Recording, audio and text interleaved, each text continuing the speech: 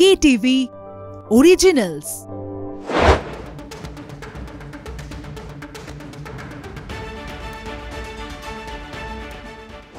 শুরু করছি আজকের stadium bulletin power by OneXBet।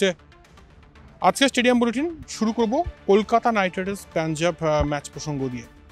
Kolkata Knight Riders ভালো ছন্দে রয়েছে, অবশ্যই এই মুহূর্তে পয়েন্ট তালিকায় দ্বিতীয় স্থানে রয়েছে।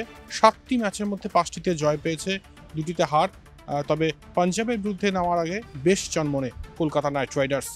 তবে যে সমস্যাটা হচ্ছে কলকাতা নাইট রাইডার্স ক্রিকেটারদের, সেটা হচ্ছে যে ডেথ ওভারে অনেক রান কিন্তু লিক হচ্ছে। এবং আমরা বিগত যদি 2টি ম্যাচ দেখি, তাহলে KKR ব্যাটাররা যেখানে একটিতে 223 এবং একটিতে 222 করেছে, সেই 2টি ম্যাচেও কিন্তু মানে একটিতে হারতে হয়েছে এবং আরেকটিতে অল্পের জন্য হার বাঁচাতে সক্ষম হয়েছে KKR বোলাররা। তাই এই বিষয়টা কিন্তু মূল পয়েন্ট বলা যেতে পারে, মূল ফোকাসে থাকবে যে ডেথ ওভারে বোলাররা যাতে নার্ভ ফেল না করেন এবং তারা যাতে এমন জায়গায় বলটা রাখেন যাতে বিপক্ষ ব্যাটারদের অসুবিধা হয় খেলতে। তাই বোলারদের জন্য চ্যালেঞ্জিং, যথেষ্ট চ্যালেঞ্জিং। ঘুরে ফিরে একটা নাম উঠে আসছে বারবার, মিচেল স্টার্ক কি ফর্মে ফিরবেন?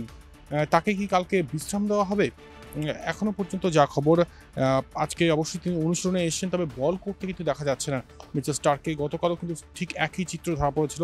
তাই মিচেল স্টার্ক নিয়ে KKR টিম ম্যানেজমেন্টের কী চিন্তাভাবনা, সেটা কিন্তু এখনও স্পষ্ট নয়। তবে আজকের প্রেস কনফারেন্সে KKR ক্রিকেটার রমনদীপ সিং একটা কথা বলেন যে মিচেল স্টার্ক লেজেন্ডারি বোলার, সেটা নিয়ে কোনো রকম সন্দেহ নেই।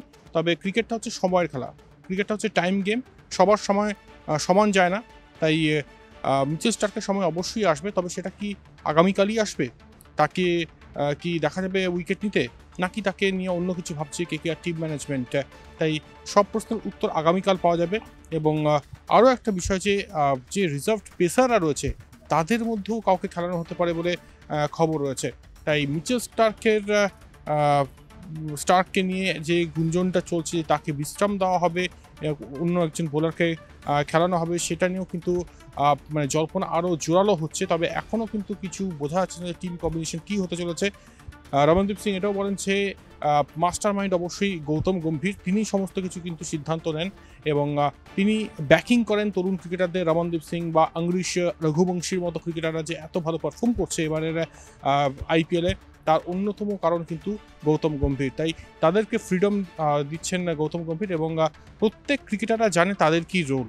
মানে এখানে একদম ক্ল্যারিটি রয়েছে ক্রিকেটারদের যে তাদেরকে কী করতে হবে, 4 নম্বরে নেমে কোন ব্যাটারকে কী পারফর্ম করতে হবে, বা কোন ব্যাটিং অর্ডারে কোন ব্যাটার নামছেন এবং তাদের কী করণীয়, সেটা কিন্তু একদম পরিষ্কার। তাই এটাই বলার যে অবশ্যই বিগত 2টি ম্যাচের মধ্যে একটি হেরেছে এবং একটি রুদ্ধশ্বাসে জয় পেয়েছে KKR। আগামীকাল অবশ্যই ভিড়জারার লড়াই এবং শাহরুখ খান সম্ভবত থাকছেন। আর অবশ্যই কলকাতা নাইট রাইডার্স কিন্তু এই ভিড়জারার লড়াইয়ে ভিড়কে জেতাতে চাইবে। যদি ট্র্যাক রেকর্ড দেখি পাঞ্জাব এবং কলকাতার মধ্যে, তাহলে অবশ্যই কলকাতা কিন্তু অনেক এগিয়ে রয়েছে। পাঞ্জাবের দিক থেকে একটা কথাই বলবো যে শিখর ধাওয়ান কিন্তু এখনও পর্যন্ত ফিট হতে পারেননি এবং তিনি রিকভারি প্রসেসে রয়েছেন। আর আশা করা হচ্ছে খুব দ্রুত তিনি কামব্যাক করবেন। তবে আগামীকালের ম্যাচে দেখা যাবে না শিখর ধাওয়ানকে।